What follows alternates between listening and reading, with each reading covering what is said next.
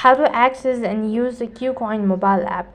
Hi everyone, welcome back to our channel. Today in this video I'll be showing you the ways to access and use the Kucoin mobile app. In order to access and use the Kucoin mobile app, first of all you need to install. So head over to your respective app store and on the search box type in Kucoin and wait for the application to be completely installed. When it is installed, then you have to go and create your account. So in my case, I happen to already create my account. So all you have to do is just click the sign up button and then enter in your credential and verify your identity. So for the verification, you have to submit your government's ID and some of the information. So when you're done verifying it, then you'll have successfully logged into your account, indicating that you've successfully created your Kucoin account.